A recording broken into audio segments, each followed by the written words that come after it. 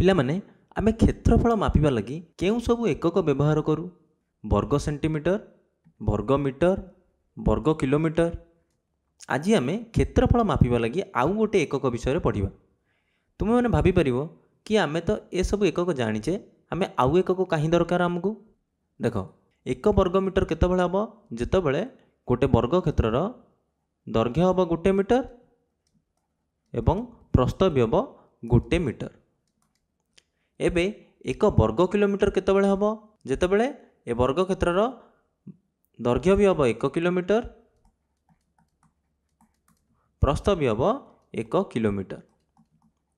ଏବେ ପିଲାମାନେ 1 କିଲୋମିଟର ଆମେ ଜାଣିଛେ 1000 ମିଟର, ତେଣୁ ଏଇଟା 1000 ମିଟର, ପ୍ରସ୍ଥ ବି 1000 ମିଟର। ତେଣୁ ଏ ବର୍ଗ କ୍ଷେତ୍ରର କ୍ଷେତ୍ରଫଳ ହେବ 1000 ଗୁଣନ 1000, ତେଣୁ କେତେ ହେବ? 1000 ଗୁଣନ 1000 ସମାନ 10 ଲକ୍ଷ ବର୍ଗ ମିଟର। 1 ବର୍ଗ ମିଟର ବହୁତ ଛୋଟ ଏକକ ହୋଇଯାଉଛି ଏବଂ 10 ଲକ୍ଷ ବର୍ଗ ମିଟର ଇଏ ବହୁତ ବଡ଼ ଏକକ ହେଉଛି ଏବଂ ଏହାର ମଧ୍ୟରେ ଆଉ କିଛି ଏକକ ନାହିଁ। ତେଣୁ ଆମେ ଆଜି ଗୋଟେ ଏକକ ବିଷୟରେ ପଢ଼ିବା ଯାହାର ମାନ 1 ବର୍ଗ ମିଟରରୁ ଟିକେ ଅଧିକା ଥିବ ଏବଂ 10 ଲକ୍ଷ ବର୍ଗ ମିଟରରୁ ବି କମ୍ ଥିବ ଏବଂ ତାକୁ ଆମେ କହୁ ହେକ୍ଟର।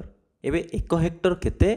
1 ହେକ୍ଟର ହେଉଛି 10,000 ବର୍ଗ ମିଟର। ଅର୍ଥାତ୍ ଯେଉଁ ବର୍ଗ କ୍ଷେତ୍ରର ଦୈର୍ଘ୍ୟ ହେବ 100 ମିଟର ଏବଂ ପ୍ରସ୍ଥ ହେବ 100 ମିଟର, ସେ ବର୍ଗ କ୍ଷେତ୍ରର କ୍ଷେତ୍ରଫଳ ହେବ 10,000 ବର୍ଗ ମିଟର ଅଥବା 1 ହେକ୍ଟର। ଏବେ ପିଲାମାନେ କୁହ, ଯଦି ମୁଁ ତୁମକୁ ପଚାରିବି 2.5 ହେକ୍ଟର, ଏହା କେତେ ବର୍ଗ ମିଟର? କିପରି ବାହାର କରିବା?